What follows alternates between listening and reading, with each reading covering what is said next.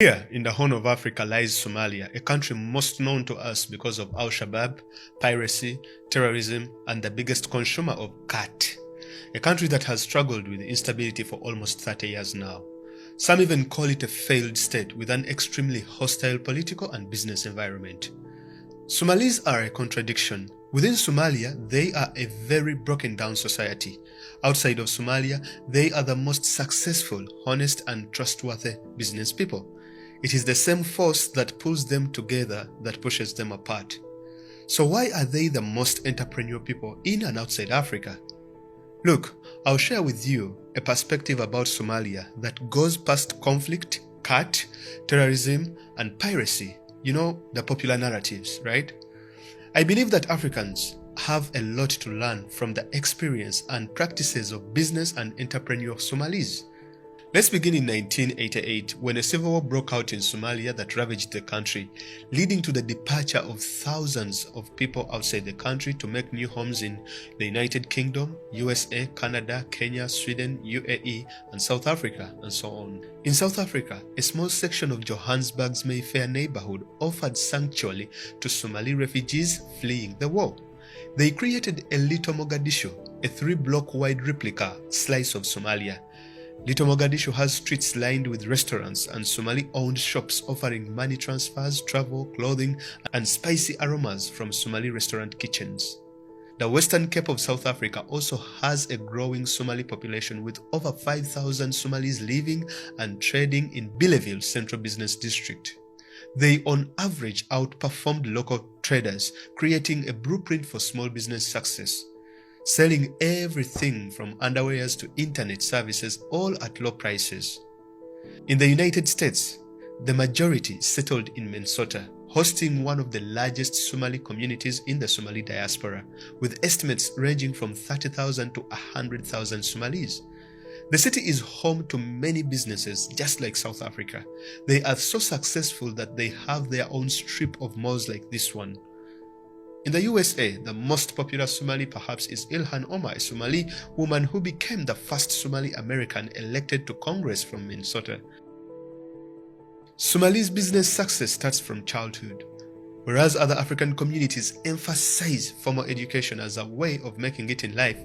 For Somalis, they traditionally encourage their kids to start businesses first and then consider Western education later. These are the same kind of business values that other business-minded communities inculcate in their children.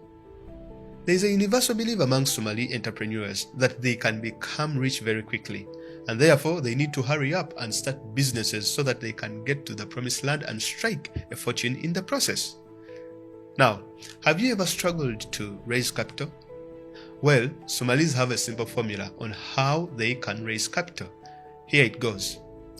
Somali entrepreneurs tend to raise capital mainly from family, friends, and acquaintances with no discussion about the rate of return or conditions of repayment. A good example was highlighted in a survey carried out in Minnesota, where a group of 3 Somali entrepreneurs who wanted to start a restaurant each invested their personal savings of $30,000. Next, the 3 approached family members as well as acquaintances and friends to invest in their new restaurant. In the end, the partners raised an impressive $300,000 from about 20 investors. Now, since most Somalis are Muslims, they abide by the Islamic law practice of interest-free loans, often without contracts. The ability to raise cash from family and friends means that entrepreneurs can start businesses without banks or mainstream financial lending institutions. This gives Somalis a competitive advantage in the countries they settle in against the locals. When natural disasters or social unrest affects Somalis, members are ready to provide a helping hand where needed. They often give even job opportunities to new arrivals still finding their feet. In some cases, they might even offer shares in their businesses to hard-working countrymen. Now, the ultimate Somali business secret rotates around one major factor, and that is trust. In most places where Somalis run businesses, they have always repeat customers for this reason and many more.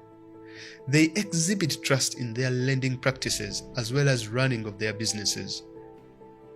There is one thing I came across called Hawara that is very common among Somalis.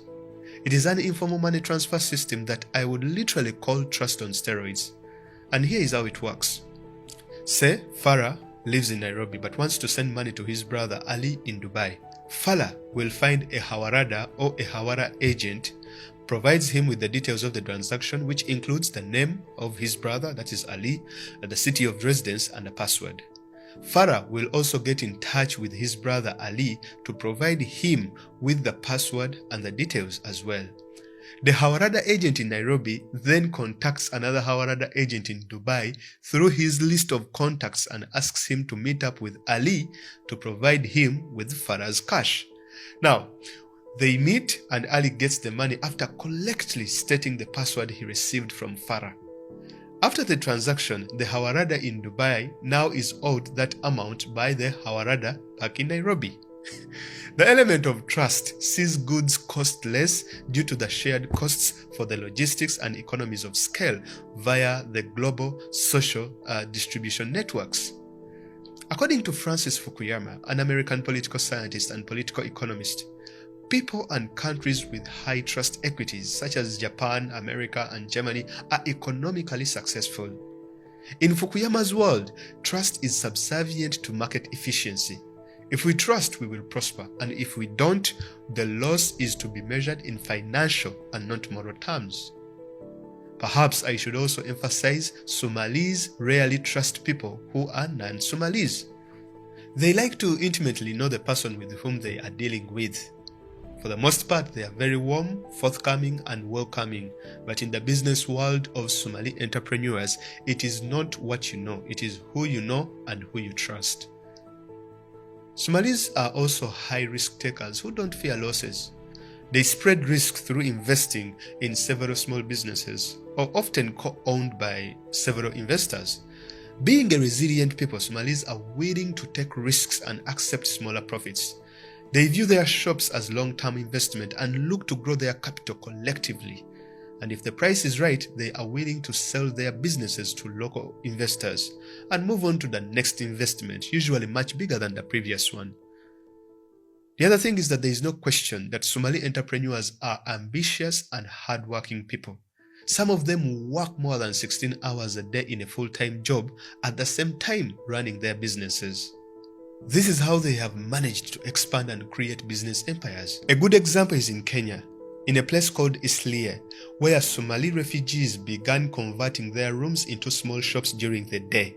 The lodging morphed into a mall hosting shops selling clothes, cosmetics, shoes, and cheap electronics.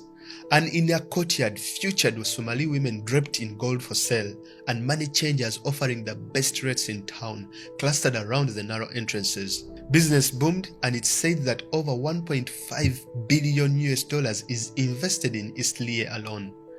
Starting in the late 2012, a mass exodus of Somali residents was reported after a prolonged period of harassment by the Kenyan police and the public. Hundreds of Somali entrepreneurs withdrew 10 to 40 billion shillings from their bank accounts, intending to reinvest most of that money back in Somalia. The collective departures mostly affected Isliye's real estate sector as landlords struggled to find Kenyans able to afford the high rates of rent for the apartments and shops vacated by the Somalis. The success in Isliye led to a rapid replication of this Somali model. All of this proceeded in an area of crumbling infrastructure, terrible roads, and decades of state neglect in general. The success of Somalis comes with its challenges as well. You see, most of the businesses they are engaged in are small-scale trading in electronics, fabrics, and restaurants, which puts them in direct competition with local investors who feel this should be a reserve for the nationals. As a result of this, there have been clashes involving locals and Somalis in countries like Kenya, Turkey, and South Africa, among others. In countries where locals have tried to replicate their business practices to directly compete with them, the locals have tried everything, but they have always fell short when it comes to trust. So wrapping this up, the ultimate secret to Somali business success is trust.